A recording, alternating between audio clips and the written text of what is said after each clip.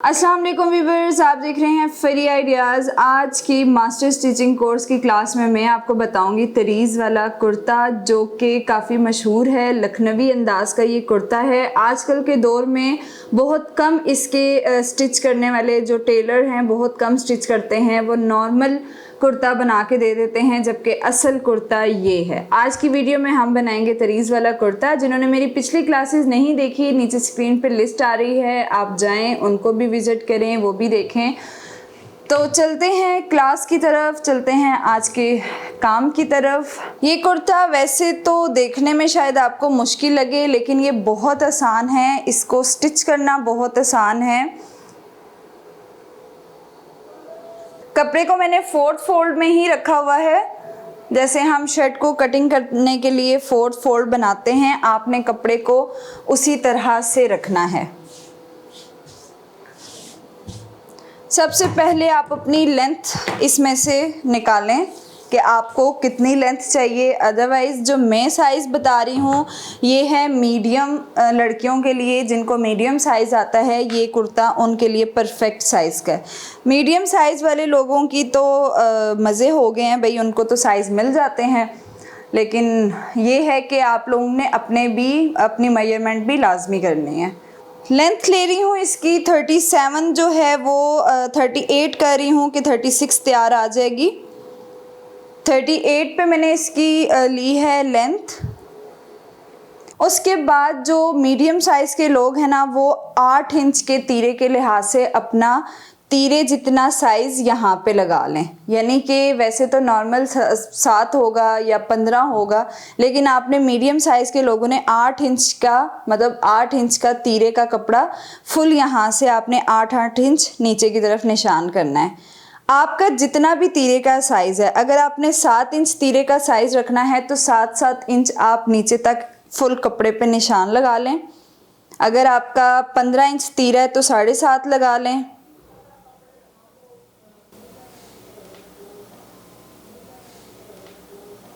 और मोटे जो मतलब हेल्दी लोग हैं, उन मीडियम और हेल्दी का तीरा ऑलमोस्ट बराबर ही होता है, वो भी 8 इंच का ही तीरा निकालेंगे। स्मॉल और जिनकी बॉडी आता तो मीडियम साइज़ है, लेकिन उनकी बॉडी थोड़ी सी इस तरह से स्लिम वाली होती है, उनकी बात कर रही हूँ कि वो 7 इंच का भी तीरा यहाँ से निकाल सकते हैं, 7.5 का भी। और मैंने निकाला है 8 इंच, ये मीडियम और थोड़े से मज़ीद मीडियम, और उसके बाद लार्ज वाले लोगों के लिए ये तीरा ठीक रहेगा। तीरे जितना कपड़ा आपने इसका अलग करना है, लेंथ से भी यहाँ से काट लें।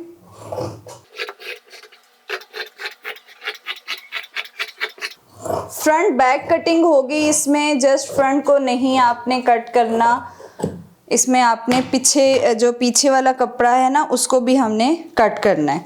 अब ये हमारे पास आ गया जो दरमियान है, कुर्ते का जो दरमियान है ना, वो हमारे पास आ गया। बाकी कपड़ा हमने अलग कर लिया। फिर आपको बताऊं कि आपका जितना तीरा है, आपने तीरे के लिहाज से एक पूरा कपड़ा लेंथ तक अलग कर लेना है, सिंपल। उसके बाद जो इस कुर्ते पे मैं कपड़ा कंधा रख रही हूँ, आर्म होल का साइज़ रख रही हूँ। कुर्ता है डेफिनेटली, और है भी तरीज़ वाला कुर्ता, ये लूज़ ही अच्छा लगता है, इसमें फिटिंग नहीं अच्छी लगती। इसका आर्म होल राउंड कट नहीं होता, ना बाजू का और ना ही इसका।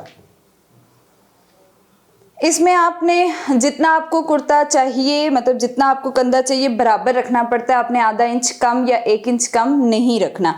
अब इसका मैं रख रही हूँ 9 इंच। 9 इंच पे मैं ये साइज़ लगा रही हूँ, तो जब आधा इंच यहाँ से होगा तो ये 8.5 इंच का कंधा तैयार आएगा हमारे पास। ये एक निशान आपने लगा लिया जो आपके कंधे का निशान है। जो बाकी का कपड़ा आपने कट किया है उसको आप कर लें नीचे की तरफ, इस तरह।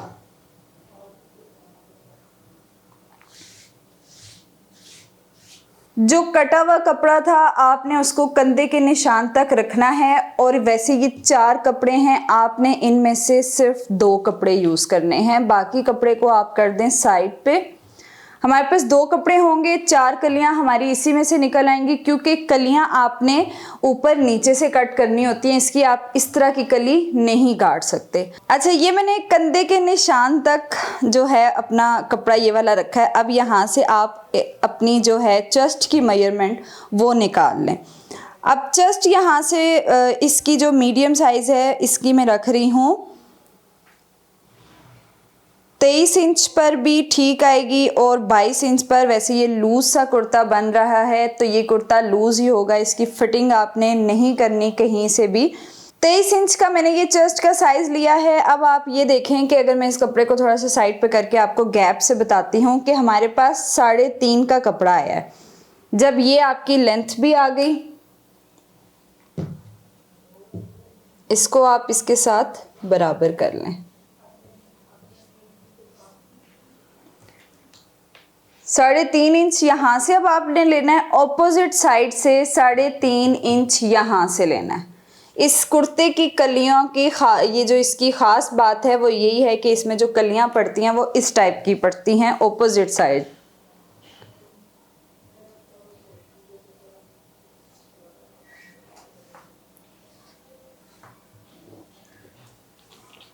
ये अब आपको निशान नज़र आ रहे होंगे।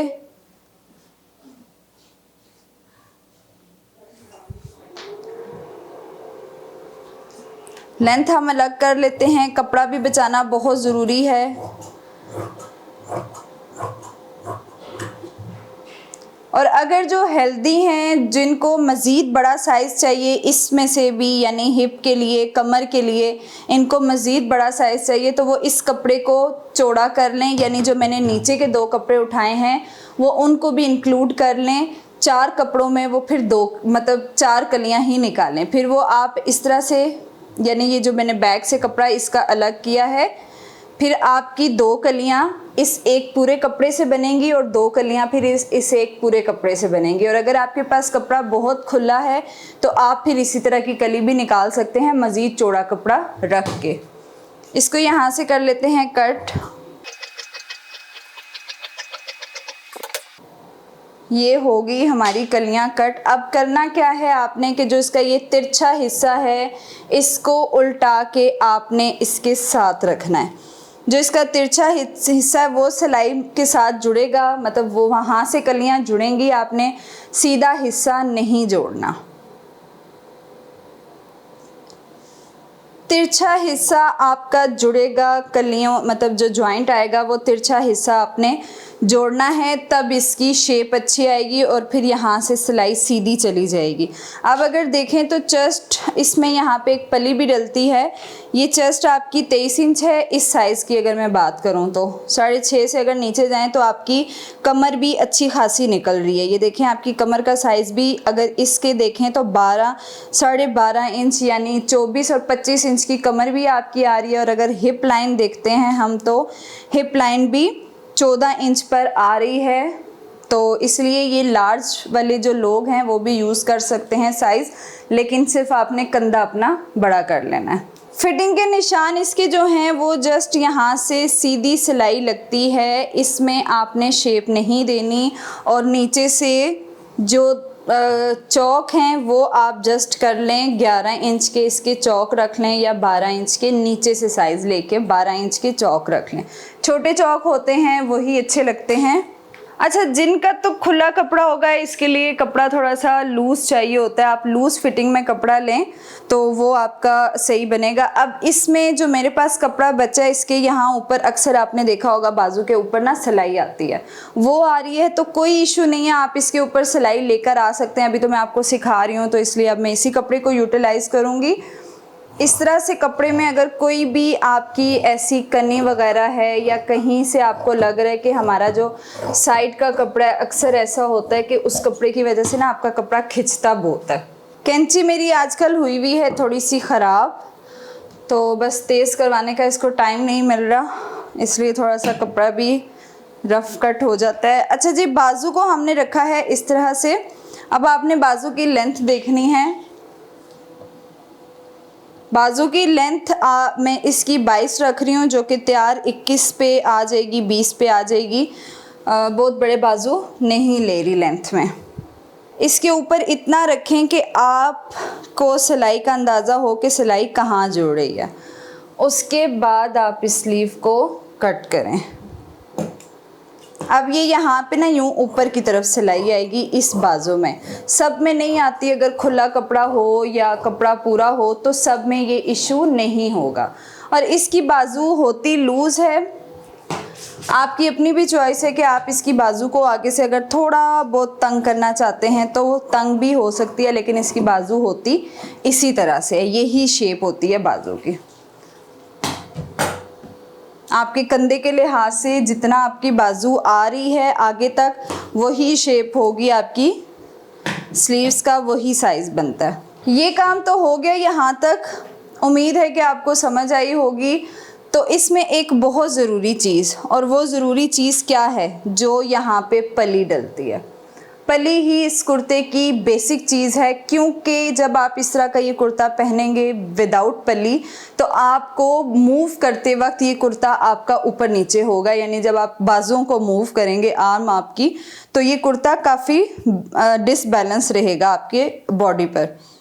तो ये पली ही बहुत ज़रूरी चीज़ है, इसको लाजमी आपने याद रखना है। ये आपकी जो फिटिंग है उसको लूज़ रखती है, आपकी खिंचाव नहीं आएगा इसमें कोई भी किसी भी किस्म का। 4 बाय 4 की ये कली मैं ले लेती हूँ, मतलब 4 ही इसकी चौड़ाई है, 4 ही इसकी लंबाई है।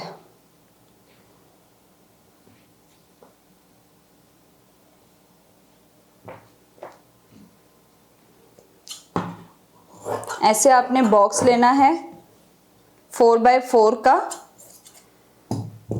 ये 2 कपड़े हमारे पास आ गए हैं। अब इसको आपने इस तरह करना है। ऐसे करने के बाद ये अटैच होगी आधी इस कपड़े के साथ जो आपकी फिटिंग का कपड़ा है, और आधी अटैच होगी स्लीव्स के साथ जो आपकी बाजुएं हैं उसके साथ अटैच होगी। यहाँ तक तो आपके लिए हो गया काम कंप्लीट।